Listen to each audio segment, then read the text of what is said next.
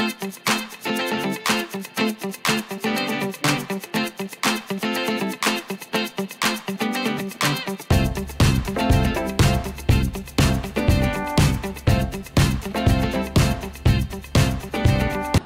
hello everybody, this is DearMamaSal, and I'm going to do a quick vlog on the way home because I had such an interesting day and I thought I'd just talk about it on my way home. As you heard this morning, I was going to go to court with the young student that I have job shadowing at the moment, and it was really an interesting experience. And if you've never done it, I think everybody should do it, because it's very interesting to see the difference between law and order and real life courtroom drama. And the reason I say that is because we had we sat in about 3 or 4 different cases. Now, depending on obviously where you are in our court system, you can walk in as a member of the public during a trial. You just go in very quietly and you sit very quietly, and you can listen to what's going on, and then you can leave when you need to. So, but it was really funny. We sat in about 4 different matters, and each time we sat down, I guess we would have listened to about a minute or 10 minutes sometimes, but each time the court just adjourned just as we got there. It was really funny. Because you began to wonder, did they see us coming? You know what I mean? Because every time we sat down, they said, and now we're going to adjourn for 15 minutes, or for lunch, or for whatever. And it was just amusing. But managed to get this young student in to see 2 things that were important, and I thought I'd just discuss them. One was a family matter. And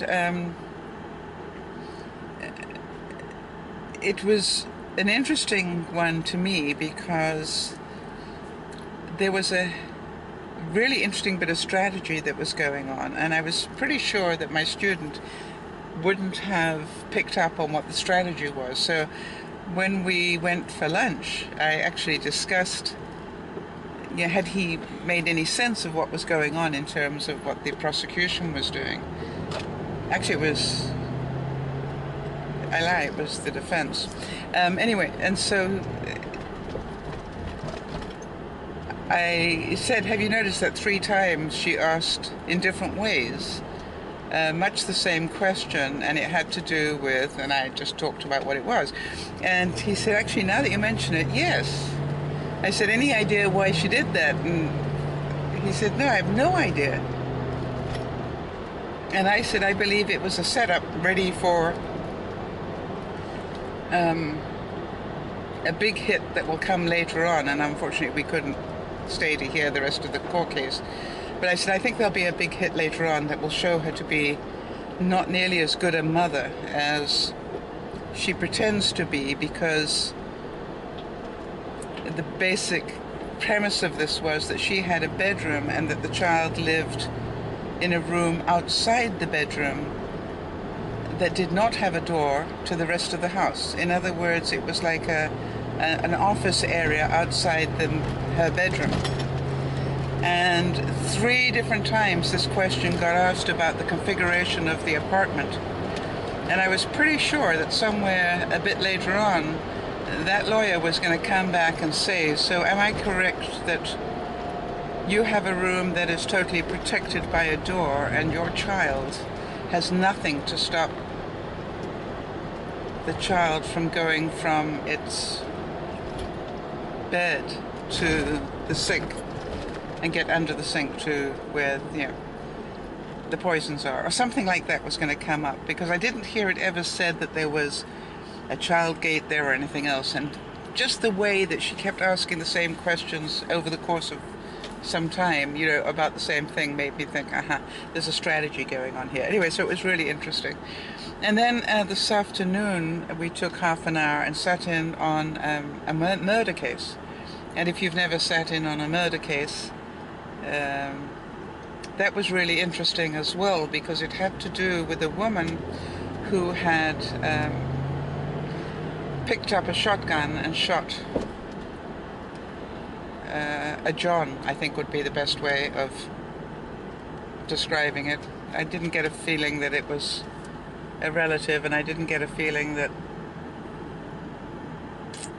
yeah, I think it was a John. And it was really interesting because you could hear as the judge was giving his deliberation on this one, he was about to give his verdict, but it was really interesting the way he was setting it up, because in giving his preamble to the judgment, he said, he really talked about the fact that she had been abused, that the guy that got killed had actually, tried to do some pretty despicable acts to her that had happened in her past as well, when she was abused, and therefore, you're pretty sure this is all post-traumatic stuff, and that she had been a drug addict and was desperate for the money, and that's why she was turning tricks. And the whole setup made me feel, although we didn't hear the end of it, but I'll check on it. The whole setup made me feel that the judge was probably going to find that she was guilty of manslaughter, which I believe she admitted to, that she did kill him. She didn't deny that. But there were mitigating circumstances, and I can't help but feel, I said to him, I'm not a judge, but I have a feeling that judge is going to come in with mitigating circumstances, and therefore she will be guilty of manslaughter and maybe only do time served. I don't know. It depends how he feels about it. Because quite often when you're talking about a murder trial like that, you can be in jail for a couple of years before you ever get to court. So, and my question to the student was, is that fair on the family of the deceased? And I said, you've got to think about it. Nothing will be fair to the family of the deceased. But did this woman really intend to kill this person? She didn't rob him, and he had money on him. She didn't do a lot of things.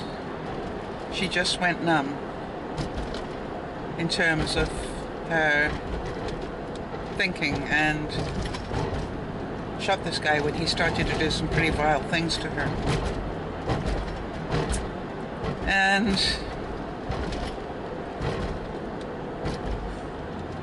I couldn't help but feel that there was some sympathy for this woman.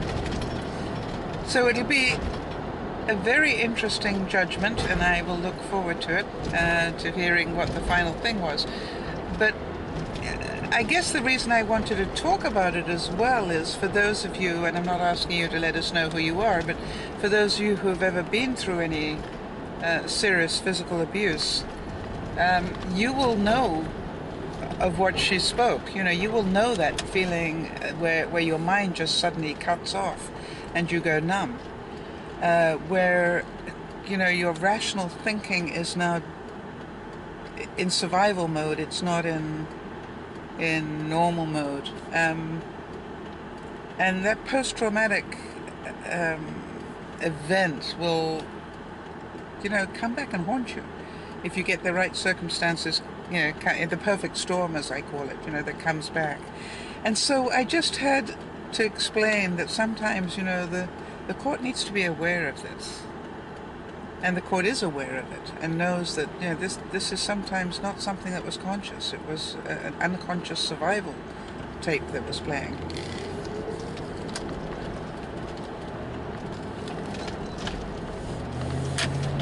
But it was a very enjoyable couple of hours, and in a couple of hours he got to see the difference between real courts and law and order, and how he said it was much more laid back than he had thought.